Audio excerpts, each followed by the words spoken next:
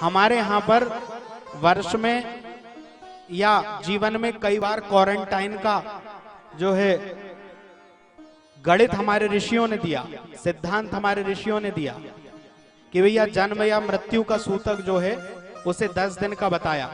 परिवार में, घर में यदि किसी के कोई मृत्यु या जन्म हो जाती है तो वो सूतक 10 दिन का होता है।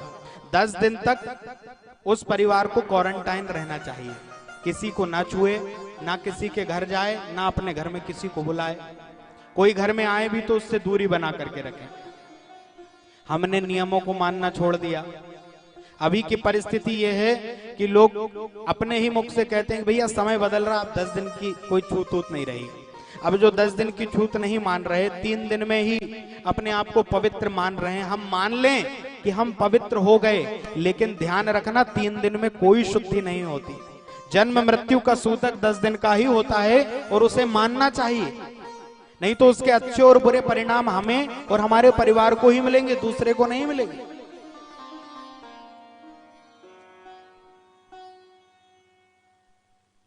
हमारे यहां पर पहले नियम था कि घर में अन्य कोई भी बाहरी व्यक्ति का प्रवेश केवल एक निश्चित स्थान तक हुआ करता था। हमारे स्वर्गीय पूज्य दादाजी भी जब तक जीवित रहे, वो हमेशा इस बात को बार बार कहते रहते थे और कई बार तो बहुत नाराज भी हो जाते थे कि कोई बिना पैर धोए बाहर के वस्त्रों के आकर सीधा यदि घर के अंदर चला जाए तो इस कारण कई बार वो भोजन नहीं करते थे गुस्से में आकर के। उससे पहले और भी नियम उनने भी अपने जीवन में इस नियम को बहुत पूर्णता से निभाया। 12-12, 14-14 घंटे तक प्यासे रहे, लौट करके घर आ गए, लेकिन कहीं उनको उचित स्थान पानी पीने का नहीं मिला तो उन्होंने पानी नहीं पिया। ये सारे नियम जो हमारे यहाँ पहले से चले आए हैं, ये ऋषियों के बहुत शोध के बाद प्रकट हुए हैं। इनके पीछे बहुत बड़ा रहस्य है, इनके पीछे बहुत सारे कारण हैं। ये अलग बात है कि पढ़े लिखे लोग आजकल उनको मानने को तैयार नहीं है।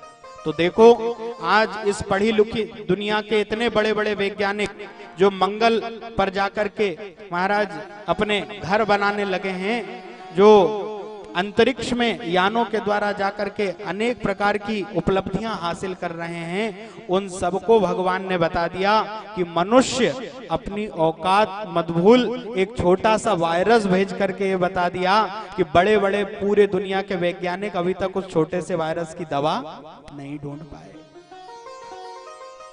जो मंगल और शुक्र पर प्लॉट खरीद के घर बना रहे हैं, उन्हें वायरस की दवा नहीं मिल रही। ईश्वरीय सत्ता का आभास कराया है इस कोरोना ने। और अभी भी हमें अपने जीवन जीने की शैली को बदलना चाहिए। अब एक नई दिशा से, नए तरीके से जीवन जैसे आगे बढ़ना चाहिए, वो परम आवश्यक है। जो मर्यादाएं हमारे शास्त्रों ने कही हैं, जो मर्यादाएं हमारे ऋषियों ने बनाई हैं, हम उनका पालन करें।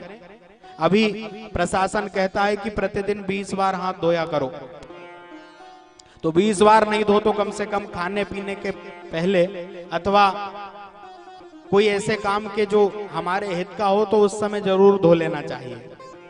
बार बार हाथ धोने से हाथ के कीटाणु इत्यादि समाप्त हो जाएंगे। सोशल डिस्टेंसिंग रहे, मास्क का पालन करिए। कथा सुनने के लिए भी आप आ रहे हैं, तो आज तो लगभग सभी लोग बिना मास्क के आए हैं। आपसे हमारा हाथ जोड़ के निवेदन है कि हमने सोशल मीडिया पे जो पंपलेट डाला है उस पे बड़े बड़े अक्षरों में लिखवाया है कि कृपया भारत सरकार की गाइडलाइन का पूर्ण रूप से पालन करिए। आप लोग मास्क साथ में लेकर के आए, थोड़ी थोड़ी दूरी बना करके बैठे। बहुत लंबी जगह, इधर ज्यादा लोग हो जाएंगे ना तो अपन यहाँ बिठा देंगे। पर ऋषियों की वो परंपरा कहीं ना कहीं पुनः लौट करके जीवन में आई है और जीवन को एक नई दिशा प्रदान कर रही है। सौनकादिक ऋषि कहते हैं कि काल प्रतिपल मनुष्य को, जीव को अपना काल व्याल मुख ग्रास त्रास निर्णास हेतवे अपना ग्रास बना रहा है। और हर एक व्यक्ति जो है वो मृत्यु के भय से भयाक्रांत है। मैं मर ना जाऊं ये डर सबको है। सब लोग मरने से डरते हैं ना, कोई मरना नहीं चाहता। कितना ही कष्ट हमें हो रहा हो, बोल जरूर दें महाराज के उठा ले भगवान, लेकिन नहीं, वास्तव में उठाने आ जाए तो मना ही करेंगे, अभी रहने दे। सब लोग मृत्यु के भय से भयाक्रांत हैं, तो उससे